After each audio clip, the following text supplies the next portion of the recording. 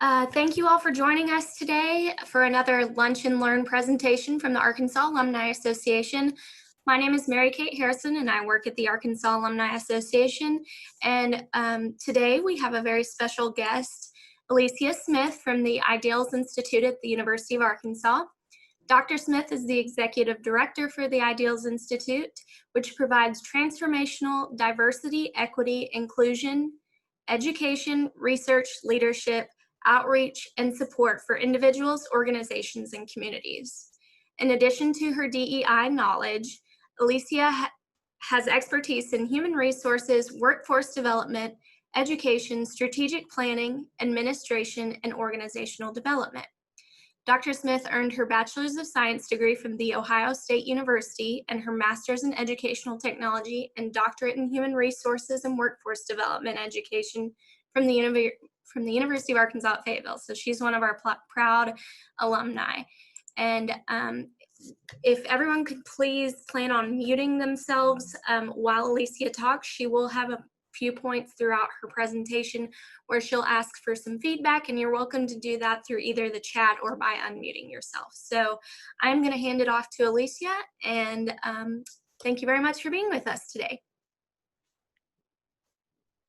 Thank you, everyone. I appreciate it. Thank you, Mary Kate. I appreciate the invitation. And hello, I see a lot of friendly faces and names, and so I appreciate your time today. Just give me a moment. I'm going to share my screen.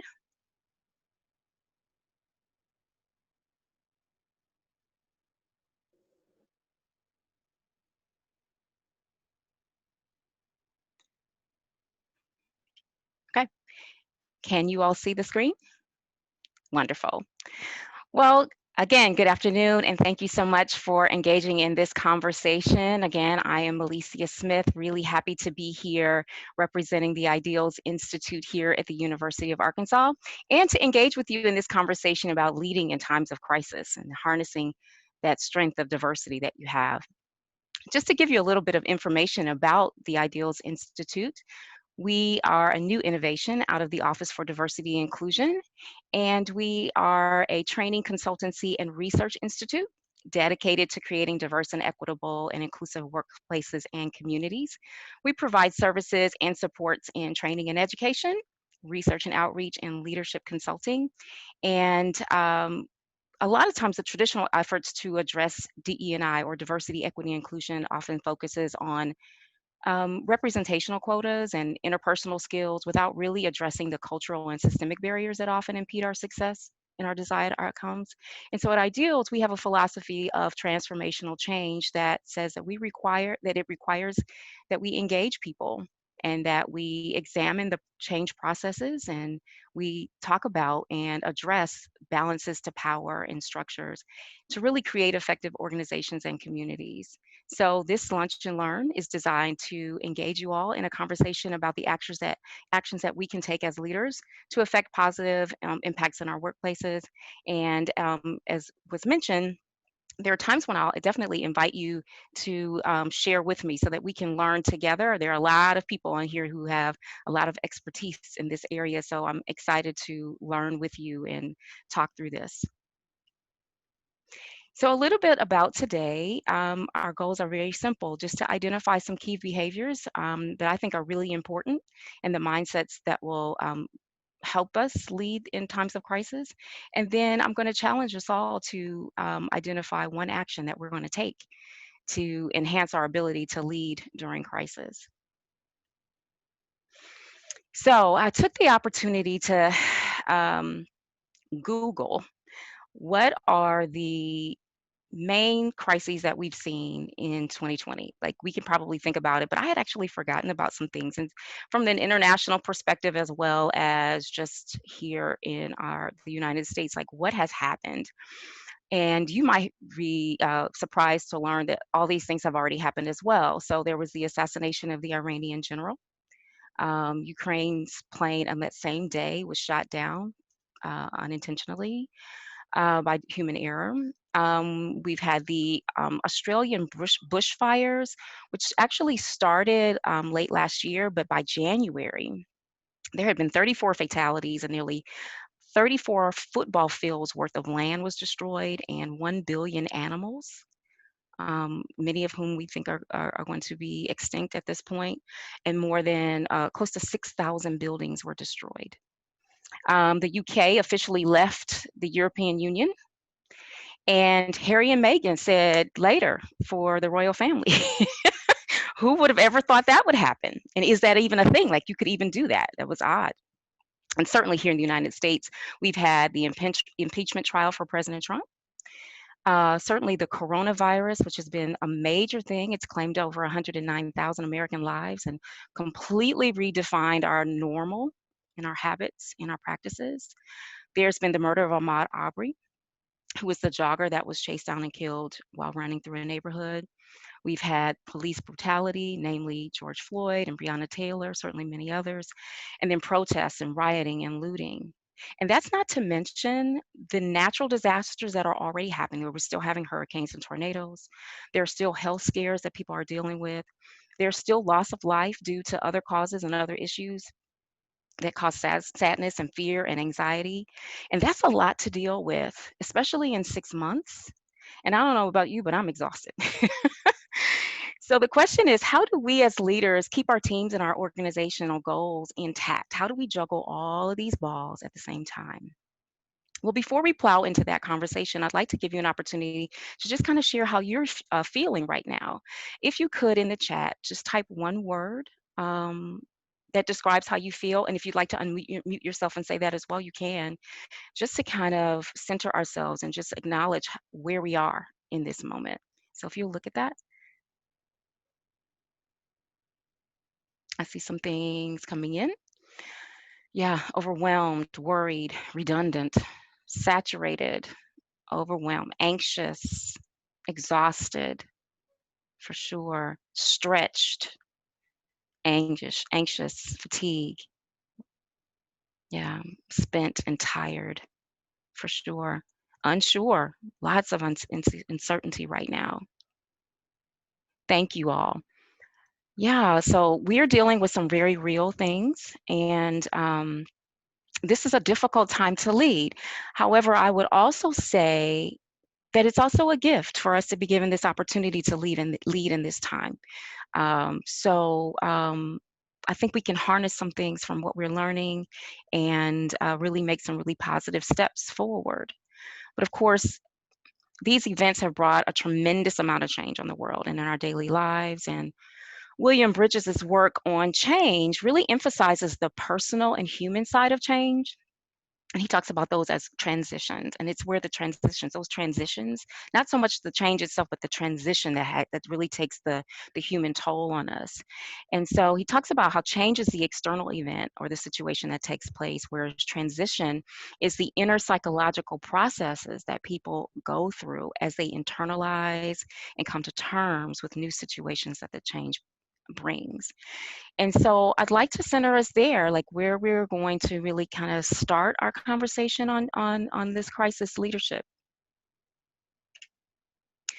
So our discussion today is not going to just be about the nuts and bolts and the operational levers that our organizations have to engage to lead during change, but instead we're going to really concentrate our conversation on the meaningful, people-centered behaviors and mindsets that a leader can take during times of crisis, and then round out our conversation with some practical tips.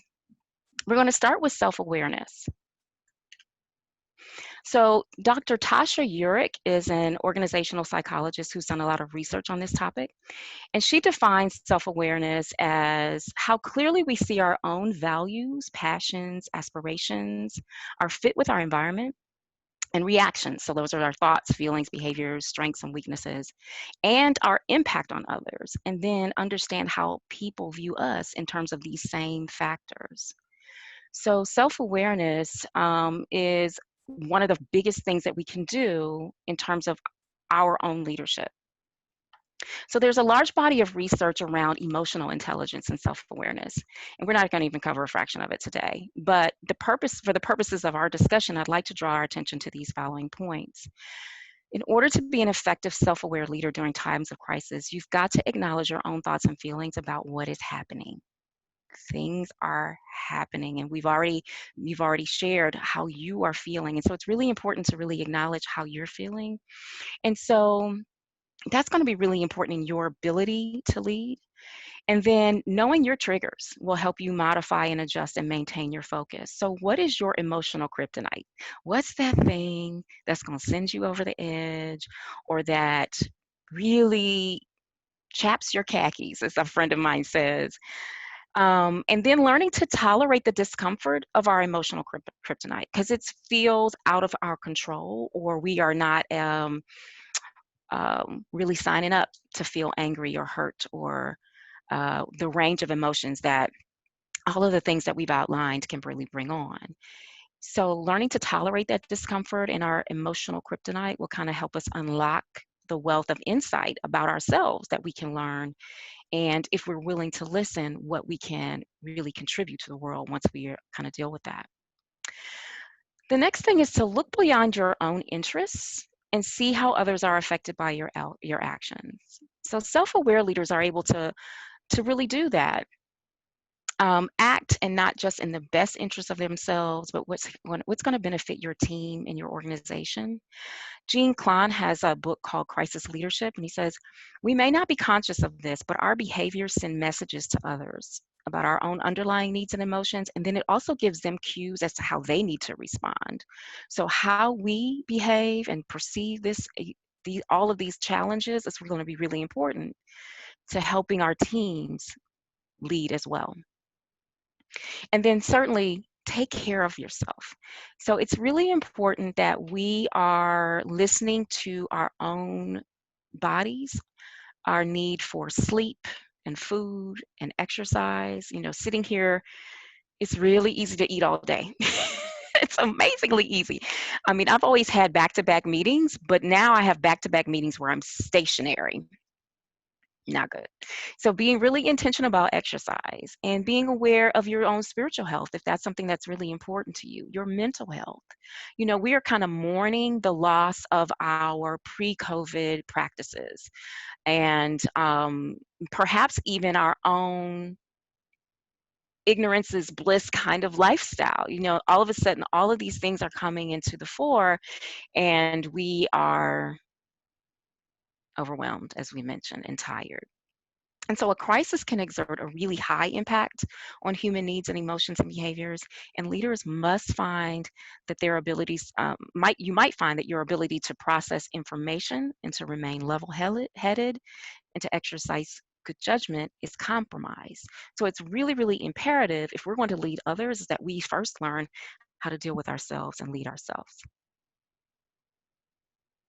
So being self-aware is going to be beneficial to your organization, just because leaders who are self-aware are more likely to be high performing, to meet your business goals, and to save on turnover costs. Because when we are not self-aware, we're also not aware of the impact that we have on others. And so Korn Ferry has done some research that indicates that these things are very true. But did you also know that experience and power hinder self-awareness? Something I didn't know. Dr. Urich found that once we see ourselves as highly experienced, we do less homework, we stop seeking disconfirming evidence, and no longer question our assumptions because we've been here before. We've experienced this. We know what we're doing. So this experience can also make us overconfident about our level of self-knowledge. I know myself. I know how I respond. But do we?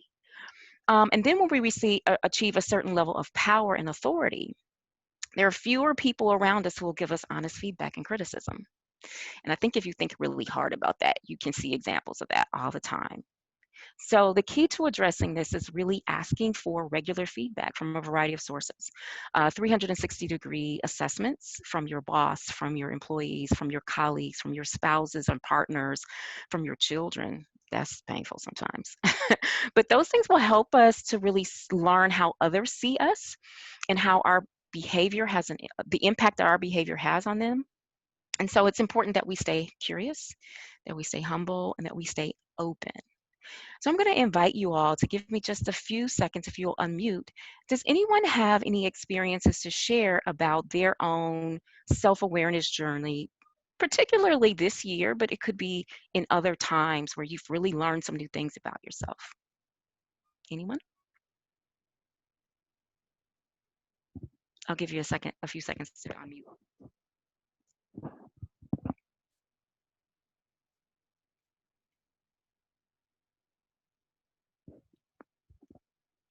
If not, no worries. Is there somebody?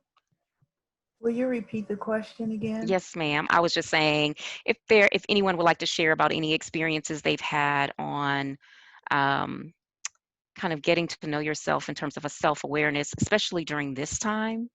I'm just inviting it open for people to talk. I see Shannon. Hey, Shannon says, when I'm stressed, I repeat certain phrases. My employees pick them up, and it made me more aware that I do that. Thank you. Yeah. It's like this repeating dialogue we have with ourselves for sure. Thank you. And Ashley says, I've noticed the higher up I've moved at work, the less likely I am to take care of myself. Yes, I could say that as well. As a matter of fact, I got on the scale the other day and noticed that I need to do better. Yeah, and so we feel this obligation to take care of other people, and so perhaps we're not taking care of ourselves. Thank you all for that. Thank you. The next thing I'd like to bring our attention to is that relationships matter, especially during times of crisis. So showing empathy and respect are going to amplify our effectiveness for our leadership. So to kind of help us understand the difference between empathy and sympathy, I'm sharing this video. You may have seen it before, but Brene Brown does a really great job of making the distinction between empathy and sympathy. Please let me know if you're unable to hear.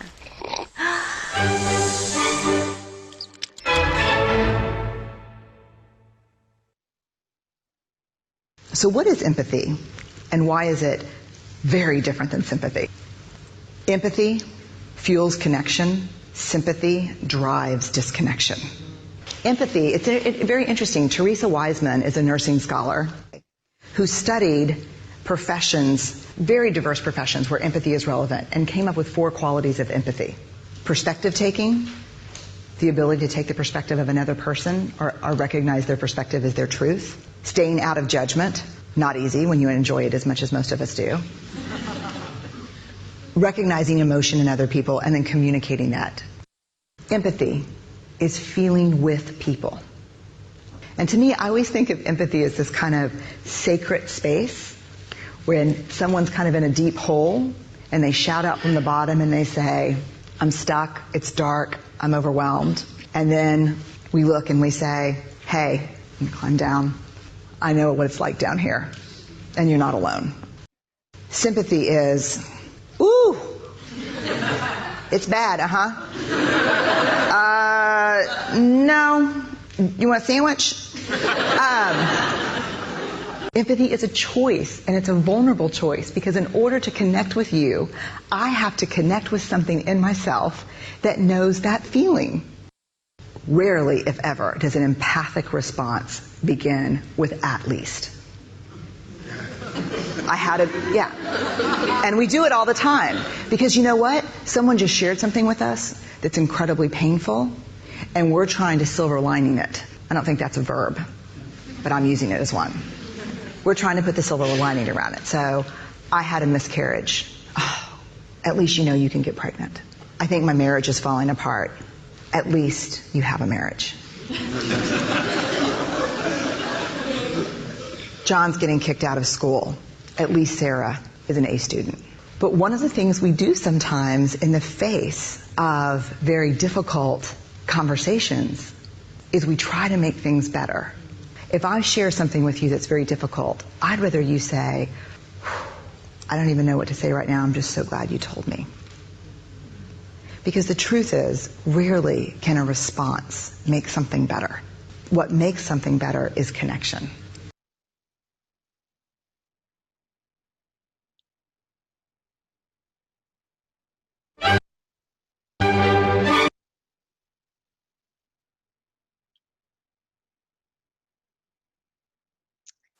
Okay. So we've learned that there is a difference between empathy and sympathy. And these efforts land differently also for the recipient. So this chart from the Nielsen-Norman group kind of helps us understand the spectrum of empathy, which ranges from pity to compassion. And you'll notice the difference in the intent. So with pity, it's the sentiment is, I'm sorry for you. So you're very distant from the person and their pain. With sympathy, the sentiment is, I feel for you. And again, an acknowledgement of the pain, but still no connection. With empathy, the sentiment is that I feel with you. So there's this willingness to tap into someone else's pain by tapping into our own and being there for them. And then lastly, with compassion, the sentiment is, I am moved by you, which implies more connection and action. And so it's a function of effort, understanding, and engagement. And so it's really important that you open yourself up to empathy from others also. So a lot of times as leaders, we want to say, I'm good, I'm fine, I'm no worries, and we want to keep up a facade. But the exchange of receiving empathy and love and attention and giving it is an important one for developing teams that trust each other and that work well together. So what can you do as a leader? First thing is reach out. Your team members may not be all right now. So definitely do or say something. Even if it's a note, a call, or text, just to say, hey, I've been thinking about you. Are you okay? You may not even understand the depth of it, but just reach out. And then get educated enough to speak up. So commit to learning more so you can engage with someone else about a topic you don't fully understand. And then use your own words to express concern to those who may be affected by all of the issues or some of the issues that we've outlined earlier. Memes and quotes are fine, no problem, but they're not a substitute for a sincere and heartfelt sentiment. And then do that without the expectation of a certain response in a certain length of time. You have to kind of expect the fact that some people may be in different stages of grieving at this point. Lots, as we've mentioned, is going on. So you want to definitely give them some time and do that without expectation of any sort of certain response. The next is consider the challenges. Like, I'm sure you can all think through and list all of the challenges associated with 2020. Like, we were so hopeful at the end of 2019, and then wham, 2020 just kind of slapped us in the face. And so there's a ton of challenges, you know, the economic issues, working from home, working with from home while parenting, elder care, a pandemic, etc. There are so many things going on. And so consider those challenges for your team and for your colleagues, and give everybody some grace. Perhaps modify your expectations, maybe reconsider some deadlines, think through those things with your team to kind of understand what is necessary. And then be respectful. Work has completely invaded our homes, not the other way around. Like, for a lot of us, work has come home into our space. And so what does that mean for us? And what does that mean for your employees and their ability to perform as we would typically like to see them? And so be respectful of that. And, you know, Aretha Franklin's song, RESPECT, find out what it means to me.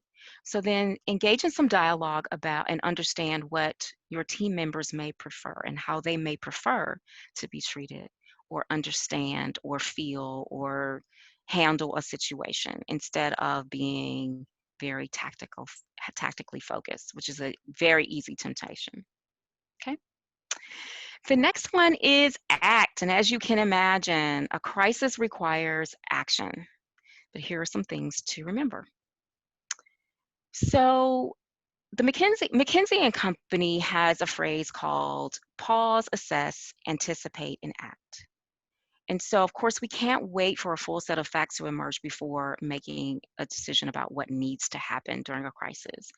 But because a crisis typically involves many unknowns and surprises, all the facts aren't going to line up for us. And so we've got to move forward. But don't resort to your own intuition alone. They support a cycle or a iterative process called pause, assess, anticipate, and act. So you're continually collecting information as the crisis unfolds, and you're observing how well your responses work. Always assessing it, updating and doubting your process too. Questioning, is that the right thing? And it's a constant thing. So 2 cognitive behaviors that really can help leaders with this. One is called updating, which involves revising ideas based on new information that your teams collect and develop. And then the second is doubting, and it helps leaders consider ongoing potential actions critically and really thinking through them and deciding whether they need to be modified or adopted or discarded. So having that willingness to kind of think through it. And so very often you're pausing from crisis management to assess a situation and look at it from multiple vantage points, and then anticipate what might happen next, and then acting. And so this process kind of helps us think through how we make decisions so that we're not reacting and that we're responding, and then giving us an opportunity to learn more. The next is to pursue diverse perspectives. So you got to remember that everyone is observing or living through a crisis from a different or unique lens. So for example, a paramedic will understand only that the hospital is overloaded, while a hospital administrator will only know that the generator isn't working. So keeping in mind that no one will have a complete and accurate picture of what's going on. Which brings me to diversification of your team. The very best leaders set their teams up for success over time by hiring and mentoring employees from diverse backgrounds. A diverse workforce doesn't just survive in times of turbulence. Often the team prospers and comes out stronger in the end. And in fact, decisions made and executed by diverse teams delivered 60% better results, according to research by Cloverpop. So it's really important to surround yourself with different ideas and perspectives. And then act with resolve. Once you figure out what you're going to do, then you got to do it with some resolve. And so visible decisiveness between your team members is not going to instill confidence. It's going to actually do just the opposite, make people think, I'm not sure they know what to do. It's also going to motivate, it also motivates the network of teams to sustain their search for solutions. So helping your team members understand the rationale behind your decisions will very often help them accept the decisions you made, even when they're tough ones, if they understand the why behind why you've made a decision. So in taking action, here's some things to remember from Harvard Business Review. Decide what not to do. So put a hold on large initiatives and expenses, and ruthlessly prioritize and publicize what not to do, your what not to do choices, so people are aware.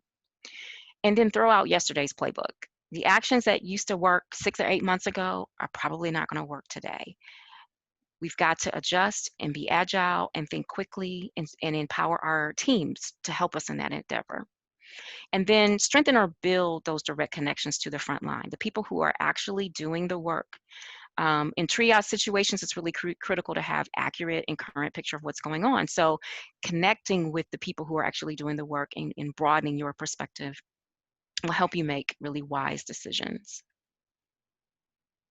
Before we get into staying agile, would anyone like to share some ideas about how you've taken actions? They can be wins or fails, on how you've been able to manage during this time, or in other situations where you've had to navigate through crises, and how you've helped your team. I'll give you a few seconds to unmute or write in the chat. Hi, Elecia. It took Hey. a while to get here, but it turns out that if I don't have a routine, not gonna happen. So, I mean, get up at a certain time, get dressed, Mm, come down and get on the computer and work, and then at a certain time, stop. And mm, keeping um, the spaces, the relaxation spaces separate from the workspaces. yes. Yes.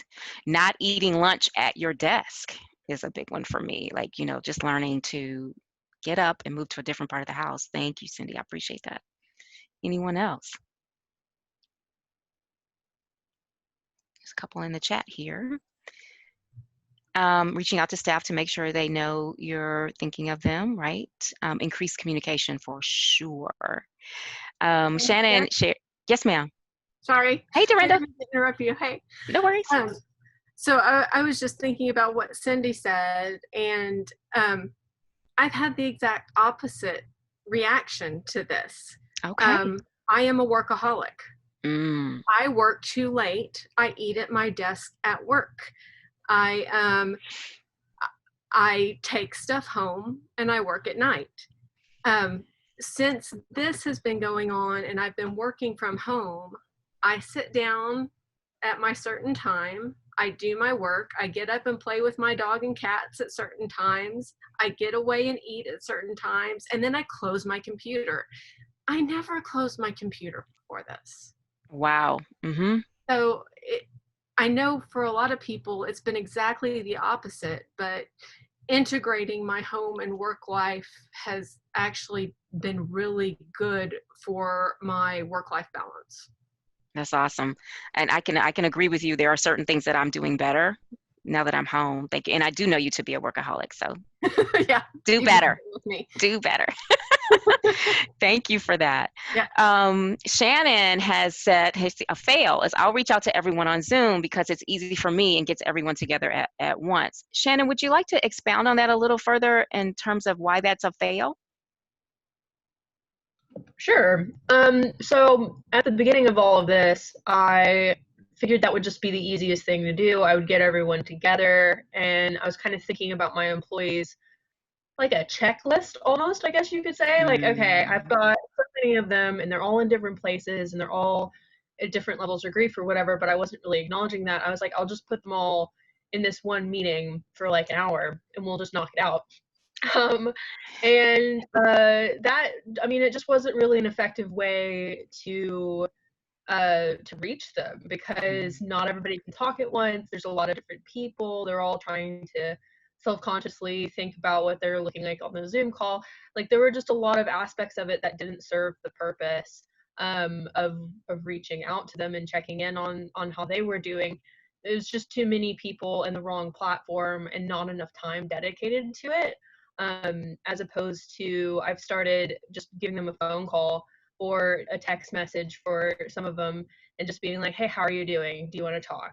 And then that's much more personal, and I can meet them where they're at. So somebody who's really grieving, you can go through that empathy process with them, but they're not going to feel comfortable doing that in this big jam-packed Zoom call in front of people who are doing fine and talking about walking their dog. So it was just really the wrong platform for what I was trying to accomplish. Yes, thank you so much for that. That is so awesome that you realize that, you're right. And I don't know about you all, but I am over all of the virtual play. You can call it Zoom. I would just, make Zoom the big Kleenex of everything, like everything's called Zoom. But yes, like the virtual meetings are like a lot. And you're right, just respecting everyone's ability and comfort level with reaching out. Thank you so much for that, for sure. A couple more comments here in the chat. Lily says, I make it a priority check-in on our team's group every morning and just say hello to our group. Sometimes I will ask us if everyone's doing all right. That's great. A win is that calling your employees one by one, one-on-one, communicate through the week with all of the team members for sure.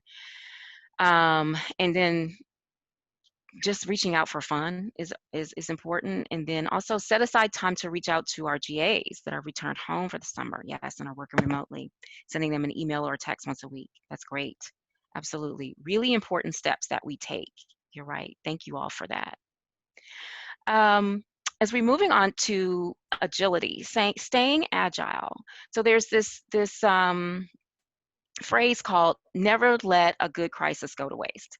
So you've heard me before describe the Ideals Institute's P3 framework: people, processes, and power. And that depends, it depends on the engagement of people, the examination of our processes, and addressing the balance of power and fairness in our structures, some things that we don't ever question. So our ability to be agile has never been more important in these times.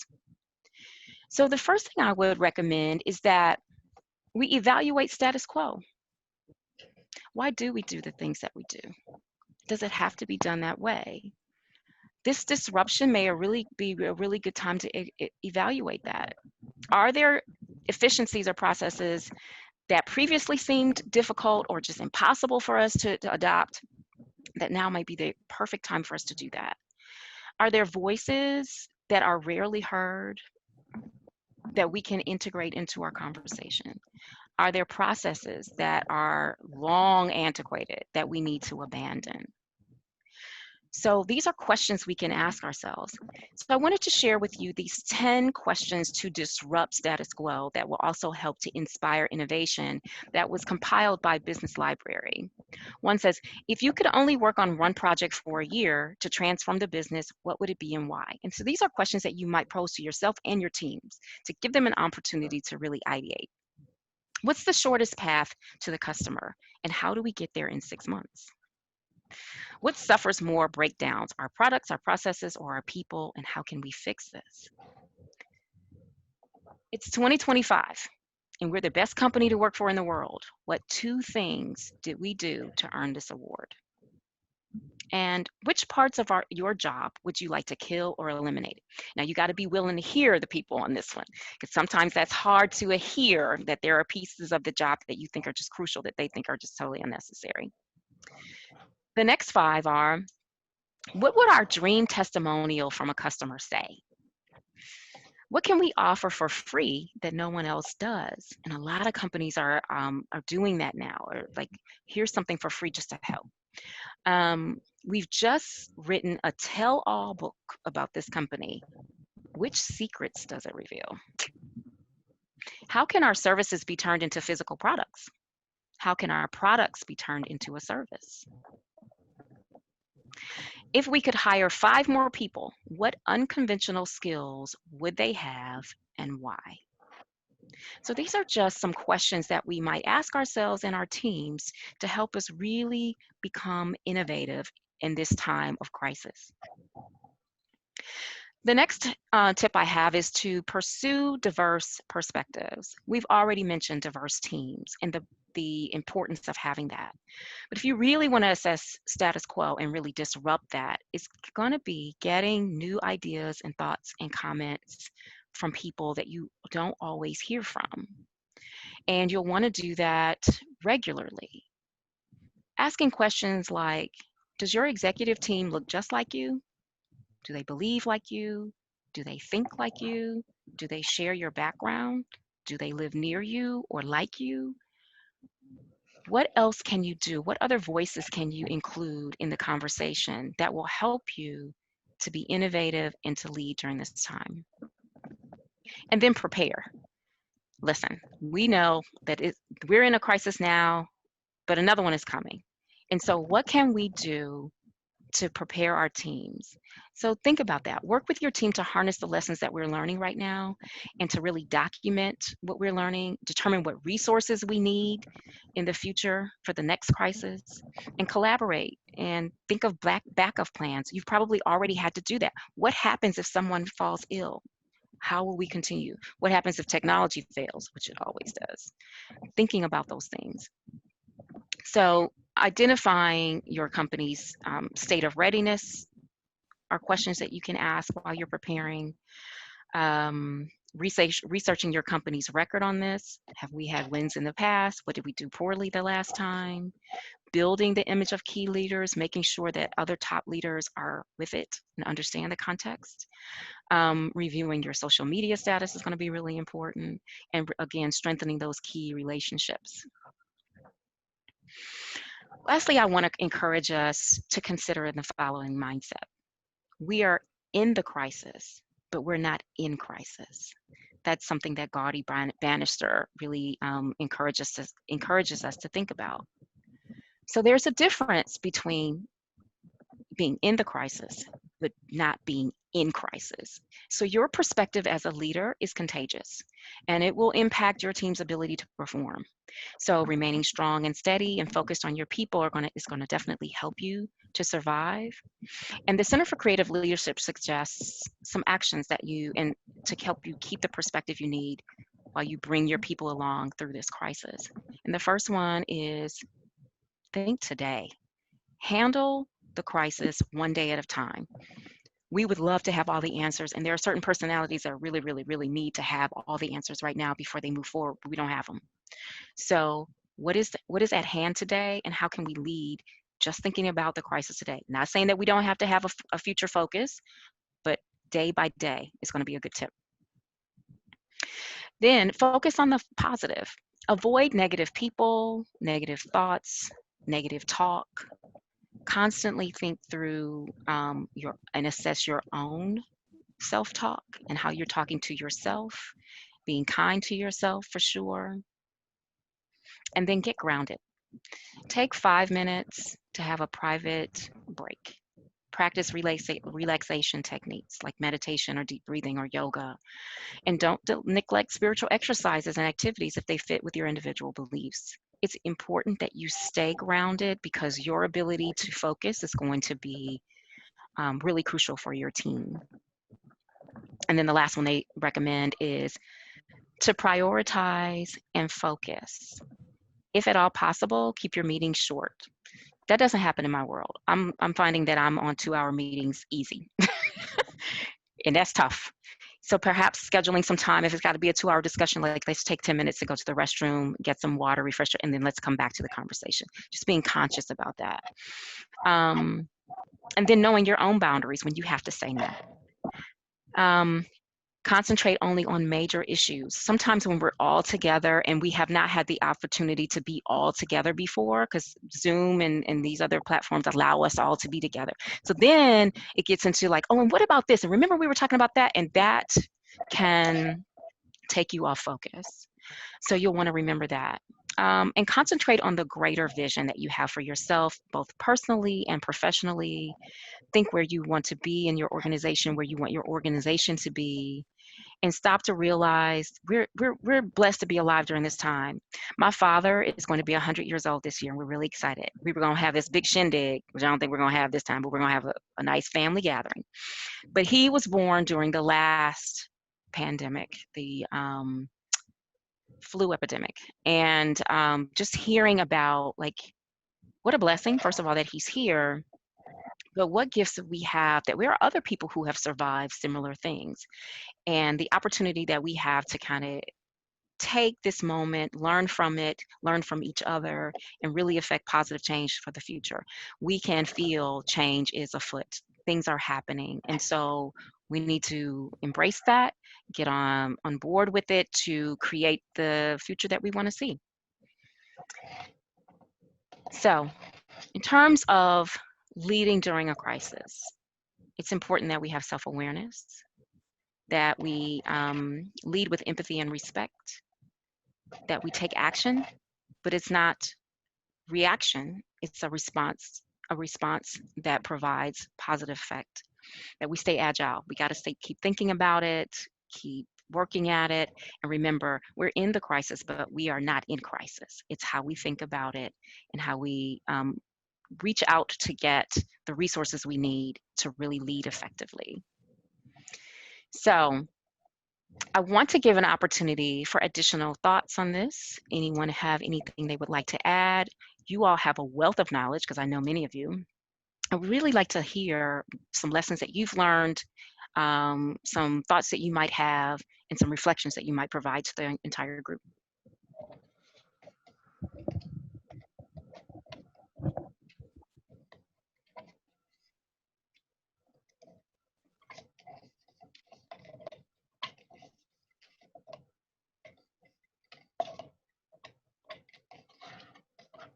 Okay, we've got some activity here in the chat.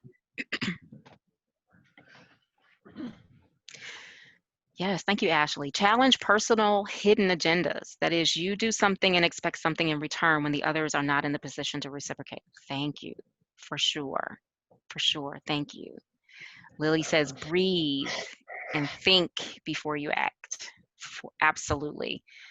I mean, things are changing so quickly from minute to minute. I mean, like seriously, like the distractions are so high, you almost can't get anything done because there's new information, new context, new videos, new statements, new everything. And so just taking a minute, and even I would even add even unplugging.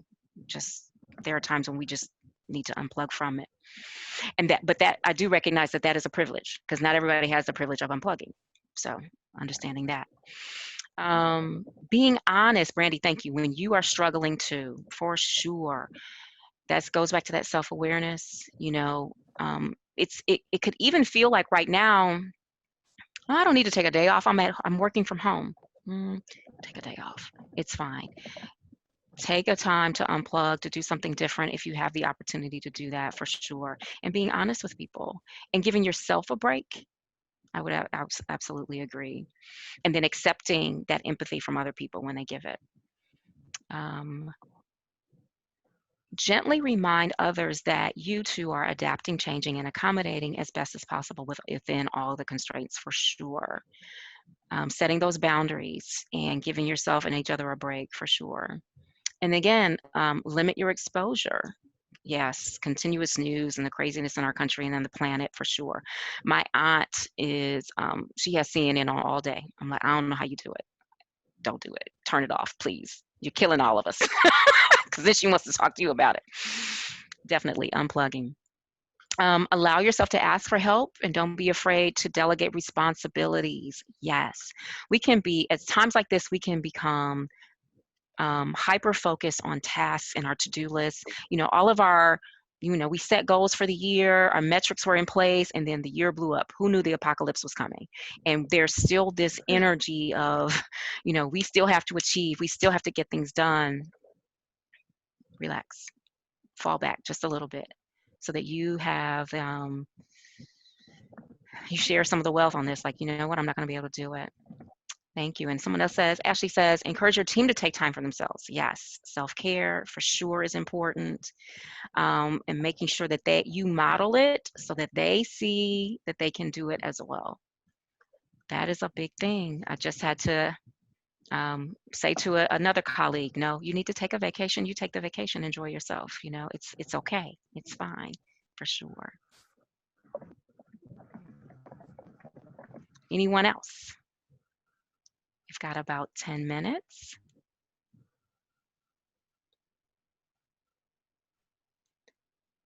Feel free to continue to write in the chat and even unmute yourself if you'd like to. I do want to give you a challenge though. After today's discussion, what is one concrete action that you will take to enhance your ability to lead through crisis? For many, this may be the first time that there's been like a major crisis. I mean, first of all, this is unprecedented, we know that. But it could be in your leadership journey, this is the first time that you've had anything that's like a blip on the radar. And so take the time to assess, what skills do I need to acquire? What information do I need? What connections, who do I need to know? What questions do I need to ask? This is a great time to do those kinds of self-assessments to really figure out what I need to do. For those of you who are experienced leaders and you've seen this kind of thing happen all the time, not quite all the time, but you've seen a lot of other things happen, this would be a great time to be a mentor, to reach out to those who may not have had the same experiences and give some guidance. Maybe you write a blog, maybe you send a great email, maybe you write a white paper or something like that that kind of gives someone else some of your expertise. So let's see, there's some chat here. Speak up with ideas and thoughts about how things are going and where things are heading, for sure. And for those who are leading themselves as individual contributors, this is a great time for you also to enhance or make great contributions to your team. So don't think that just because you don't have the hierarchical structure of a leader in a formalized way that you are not leading or that you don't have anything to contribute. Thank you for that. Sharing slides, Shirley, certainly happy to do that. And then action. I need to be more assertive and expressing my limitations to make sure I can take care of myself and prioritize. Absolutely. You know, boundaries are hard to set for many in good times. And so certainly now when you feel like you need to help other people and you've got to be all to everyone, it's difficult, but it's important that we do that for sure. Reach out to team members that aren't vocal to better understand their viewpoints for sure. Because just because they're not talking doesn't mean they don't have a point of view for sure. Lily says, I'll lead by example, not just by my words. Yes, very crucial. Cindy, learn from others' best practices. Thank you, for sure. And then we'll definitely share the slides. The one last thing I challenge you to do, which I really, really need from you, is your thoughts. Mary's going to place an evaluation link in the chat. If you would just take a few minutes to evaluate this discussion today. We, at Ideals, we love to hear how we can improve, what we can do better, how we can make ourselves more effective. And so I really appreciate your feedback on today's session and to understand the value, if any, you got. So, Mary, with 7 minutes left, I'm going to turn it back over to you. Thank you all so much for your participation and for listening and joining us today. I really appreciate your time.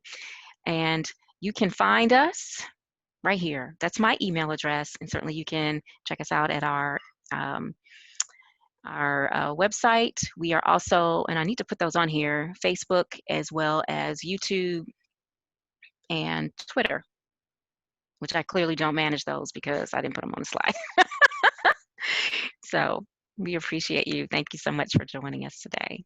Mary? Thank you, Elecia. I put the evaluation link that Elecia was talking about in the chat. So if everyone would go ahead and click that whenever you get the chance to and fill out the short evaluation for her. She would really appreciate that. And I want to thank you very much, Elecia. This was wonderful to learn more about, and this was great to learn about the Ideals Institute that I think, since it's a new institution, it's kind of great to hear about new things that are being done and happening here at the university to promote change and inclusion. So thank you very much. I know everyone has enjoyed hearing more about it and hearing from you. So thank you very much.